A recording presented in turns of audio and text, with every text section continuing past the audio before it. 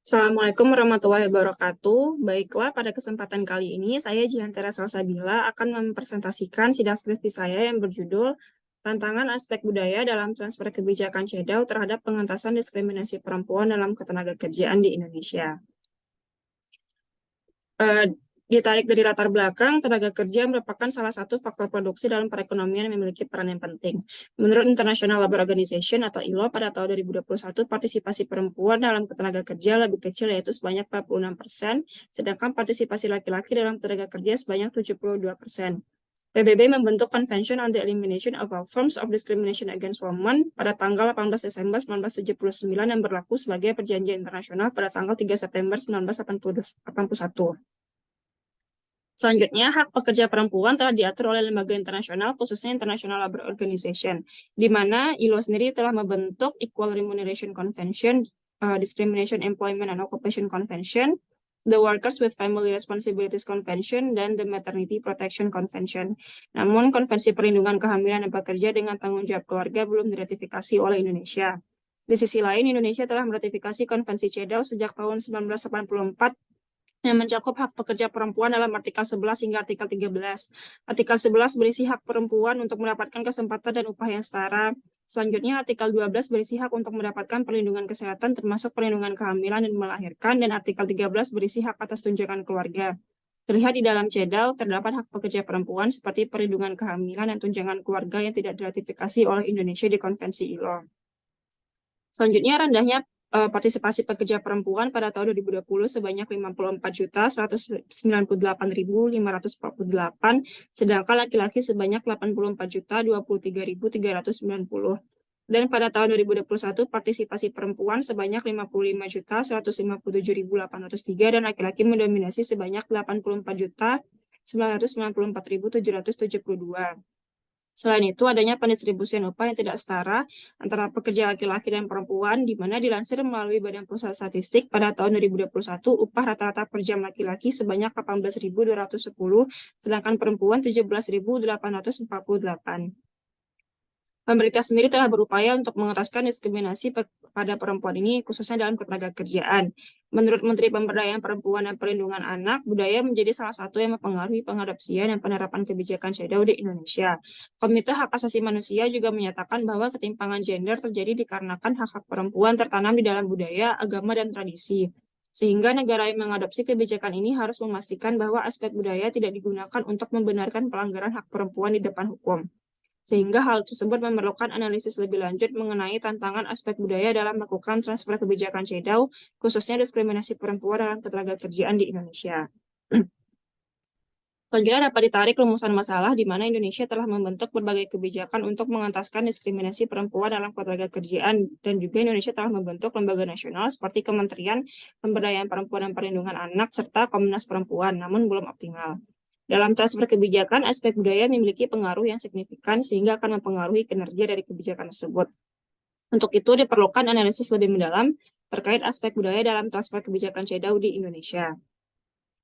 Penelitian ini dapat ditarik pertanyaan penelitian, yaitu bagaimana aspek budaya yang menjadi tantangan dalam mentransfer kebijakan CEDAW, khususnya pada diskriminasi perempuan dalam ketenagakerjaan di Indonesia. Dan penelitian ini bertujuan untuk menganalisis pengaruh aspek budaya dalam mentransfer kebijakan CEDAW, khususnya pada diskriminasi perempuan dalam ketenagakerjaan di Indonesia. Penelitian ini diharapkan dapat memberikan manfaat. Yang pertama, manfaat akademis. Diharapkan penelitian ini dapat dijadikan sebagai referensi dalam pengembangan studi hubungan internasional, khususnya dalam melihat aspek budaya dalam mentransfer kebijakan CEDAW pada diskriminasi perempuan dalam ketenagakerjaan di Indonesia. Yang kedua adalah manfaat praktis, di mana hasil penelitian ini diharapkan dapat berguna bagi pembaca dan masyarakat luas, khususnya pemerintah Indonesia dan pelaku industri di Indonesia dalam mengambil kebijakan terkait kebijakan CEDAW pada diskriminasi perempuan dalam ketenagakerjaan di Indonesia. Dalam menyusun penelitian ini, penulis menggunakan beberapa referensi, di antaranya kebijakan pemerintah terhadap implementasi Convention on the Elimination of All Forms of Discrimination Against Women atau CEDAW atas hak perempuan di Indonesia oleh Ade Yuliani, Siahan, dan Fitriani. Yang kedua, pengaruh utamaan gender dalam ketenagakerjaan oleh Hervina Puspitosari dan Andina Elokpuri Maharani. Yang ketiga, perlindungan hak pekerja perempuan dalam perspektif feminisme oleh Sally Susiana. Dan yang keempat, Culture and Policy Transfer from Insect to Impact oleh Hang Duong, serta Culture and Religion and Gender oleh Frances Radai. Untuk menjawab pertanyaan penelitian, penulis menggunakan konsep budaya dalam transfer kebijakan oleh Giulia Ceromano. Sebelum terbentuknya sebuah kebijakan, adanya sebuah proses pembuatan kebijakan atau policy proses yang di dalamnya terdapat policy cycle atau siklus pembuat kebijakan. Di mana menurut Jan and Wegridge terdapat 5 proses dalam policy cycle, yaitu penyusunan agenda atau agenda setting, formulasi kebijakan atau policy formulation, pengambilan keputusan atau decision making, implementasi kebijakan atau implementation, dan evaluasi kebijakan atau evaluation. Setelah kebijakan dibentuk melalui tahapan-tahapan di atas, kemudian kebijakan tersebut dapat diadopsi dan ditransfer kepada negara-negara yang telah meratifikasi kebijakan tersebut dan dikenal dengan policy transfer. Budaya dalam proses transfer kebijakan diartikan sebagai suatu bentuk representasi atau praktik yang dilihat dalam masyarakat yang terdiri dari keberagaman isi, bentuk, atau pikiran yang mengikuti referensi dari masyarakat tersebut. Saat suatu negara mengadopsi atau mentransfer suatu kebijakan, negara tersebut melalui proses adaptasi yang melibatkan berbagai elemen seperti kelompok kepentingan, kebiasaan, kepercayaan, pengaturan administrasi, dan juga praktik adat di negara tersebut. Terdapat 3 indikator atau kategori untuk melihat bagaimana aspek budaya terlibat dalam proses transfer kebijakan. Yang pertama adalah transfer objek, di mana transfer objek ini melibatkan budaya, ide, pengetahuan, kebijakan, institusi, dan praktik yang terlibat di dalam satu kebijakan. Budaya yang telah tertanam lama pada masyarakat akan mempengaruhi pembentukan suatu kebijakan. Objek transfer ini dikaitkan dengan kebijakan publik yang mana kebijakan tersebut akan membawa nilai atau representasi tertentu yang berasal dari fenomena sosial, yang di dalamnya terdapat solusi dan teknis pelaksanaan peraturan. Yang kedua, transfer entrepreneurs. Transfer entrepreneurs ini melihat bagaimana aktor yang memproduksi dan mengoperasionalisasikan suatu kebijakan. Dalam hal ini, negara, kelompok, atau organisasi atau individu memiliki peran dalam proses transfer kebijakan. Yang ketiga adalah transfer recipients, di mana melihat dari aktor yang menyesuaikan atau menolak suatu kebijakan. Proses adopsi ini bergantung pada budaya lokal dan aktor lokal yang menjalankan kebijakan tersebut, di mana terlihat bahwa kebijakan yang diadopsi oleh suatu negara sangat bergantung pada keadaan budaya atau sosial. Aktor lokal yang terlibat meliputi partisipasi dari warga negara, lembaga masyarakat, atau lembaga kerjasama, yang mana setiap aktor tersebut berinteraksi dengan keadaan sosial, sejarah, dan budaya lokal. Penelitian ini menggunakan metodologi dengan jenis penelitian kualitatif dengan pendekatan deskriptif analitis. Batasan penelitian yaitu dari tahun 2017 hingga tahun 2021.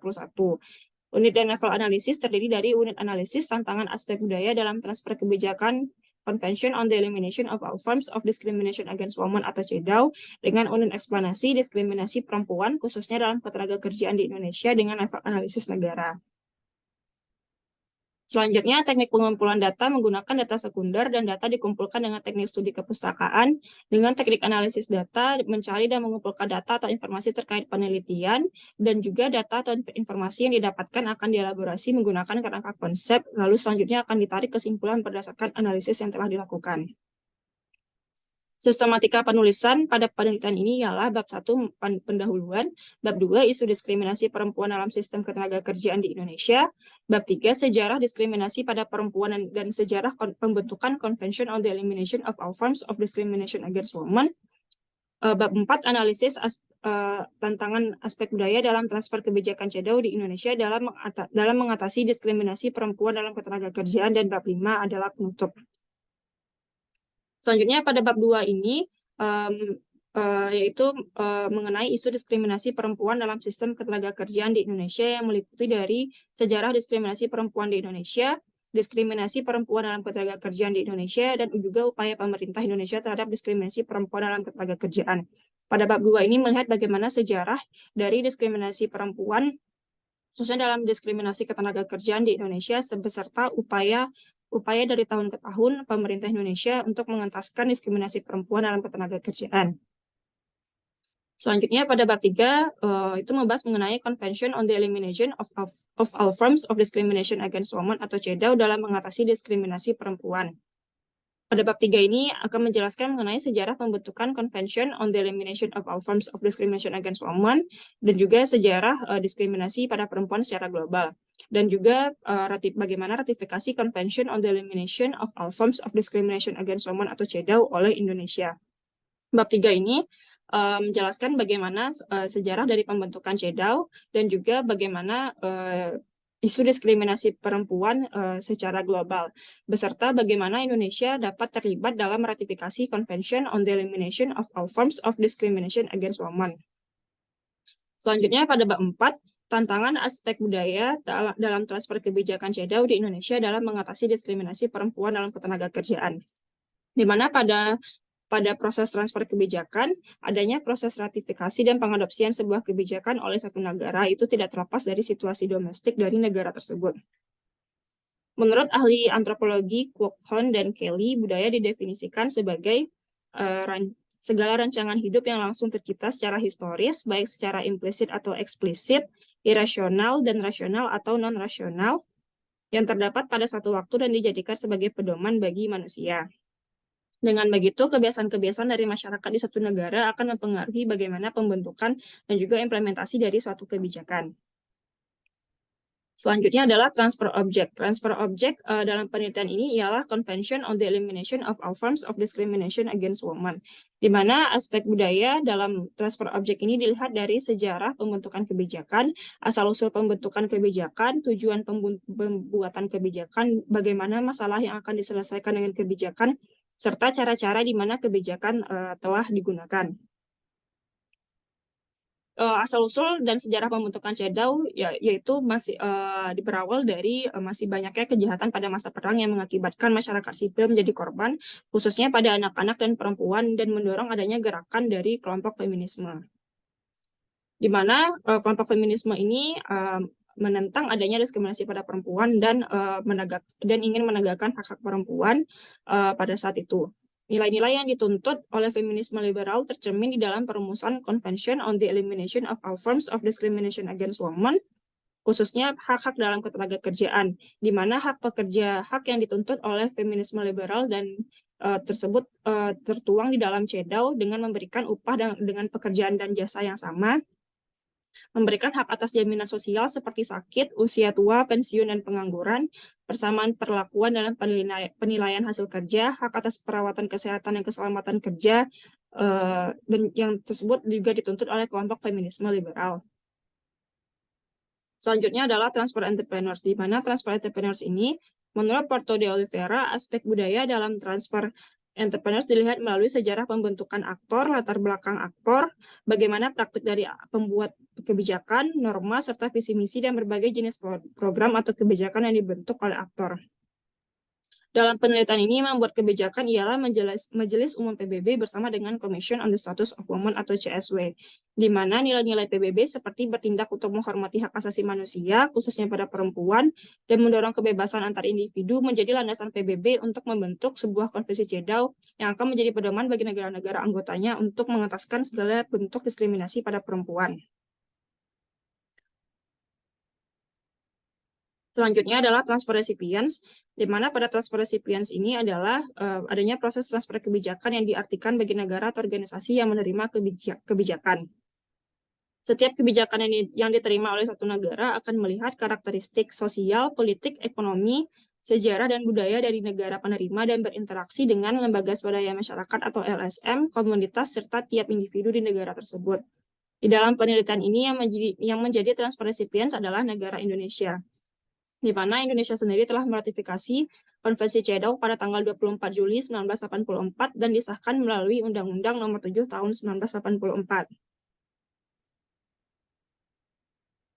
Nah, dalam transfer recipients ini, CEDAW dibentuk atas banyaknya gerakan-gerakan yang diinisiasi oleh perempuan akibat masih terjadinya diskriminasi pada perempuan, di mana salah satunya adanya marginalisasi dan juga diskriminasi yang terjadi pada perempuan. Marginalisasi diartikan sebagai proses peminggiran atau pemiskinan pada perempuan, dan stereotip diartikan sebagai pelabelan atau pemikiran terhadap perempuan seperti stereotip perempuan lemah, perempuan tidak perlu menempuh pendidikan dikarenakan tugas perempuan hanya sebagai ibu rumah tangga, dan stereotip lainnya. Selanjutnya, adanya budaya yang berkembang di Indonesia, yaitu budaya patriarki, adalah sebuah pengelompokan sosial yang lebih mengutamakan laki-laki sebagai objek pertama dibandingkan dengan perempuan yang tertanam, yang menjadi tantangan yang budaya turun-temurun. Budaya patriarki di Indonesia ini dibuktikan dengan adanya ketimpangan-ketimpangan yang terjadi di dalam ketenaga kerjaan di Indonesia. di mana menurut Kementerian Pemberdayaan Perempuan dan Perlindungan Anak, konstruksi sosial mengenai budaya patriarki yang terdapat dalam masyarakat turut menjadi penyumbang dalam rendahnya indeks pembangunan manusia, khususnya pada perempuan. Selanjutnya, pada Peraturan Menteri Pemberdayaan Perempuan dan Perlindungan Anak Nomor 1 Tahun 2023 bahwa bentuk-bentuk diskriminasi perempuan dalam ketenagakerjaan seperti stigma terhadap perempuan yang dianggap lemah, sehingga pekerja perempuan rentan mengalami diskriminasi di tempat kerja dan stigma beban ganda yang ditujukan kepada perempuan. Hal tersebut mengakibatkan kurangnya tingkat partisipasi angkatan kerja perempuan di Indonesia. Selain itu, menurut Komite CEDAW dalam menanggapi laporan periodik ke-8 di Indonesia, terdapat list of issues yang salah satunya menyatakan bahwa budaya patriarki serta stereotip mengenai pembagian peran antara perempuan dan laki-laki dalam keluarga dapat merugikan perempuan serta menghambat tercapainya pemerintah Indonesia dalam menegakkan hak-hak perempuan. Berikut ada di mana budaya mempengaruhi bagaimana persentase partisipasi perempuan dalam tenaga kerja formal, di mana tenaga kerja formal ini meliputi pegawai kantoran, manajer, dan pekerja perusahaan.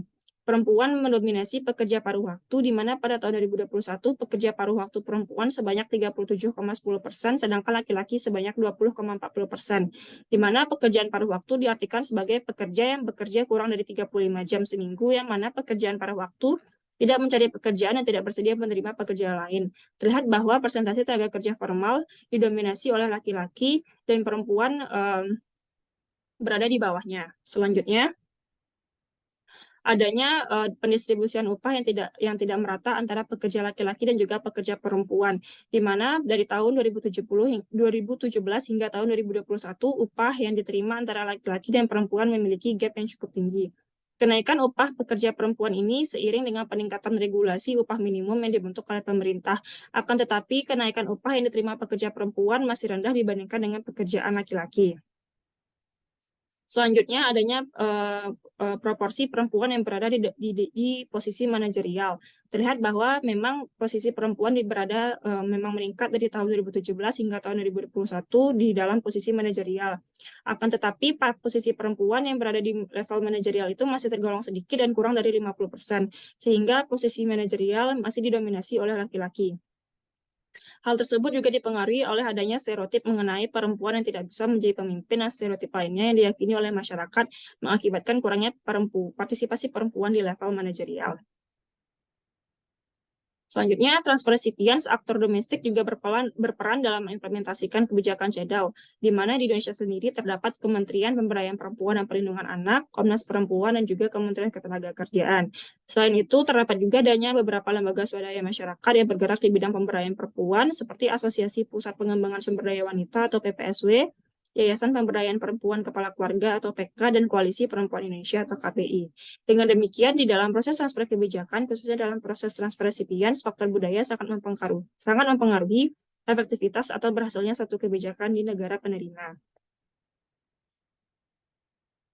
Selanjutnya, dapat ditarik kesimpulan bahwa dalam penelitian ini, diskriminasi perempuan dalam ketenagakerjaan itu terlihat dari perbedaan upah yang diterima, kurangnya tingkat partisipasi angkatan kerja perempuan, kurangnya partisipasi perempuan yang berada di level manajerial, dan terdapat tenaga kerja perempuan yang tidak mendapatkan hak-haknya sebagai pekerja. Sehingga dapat disimpulkan bahwa di sini aspek budaya mempengaruhi bagaimana kebijakan tersebut, terutama ketika diimplementasikan di negara penerima kebijakan.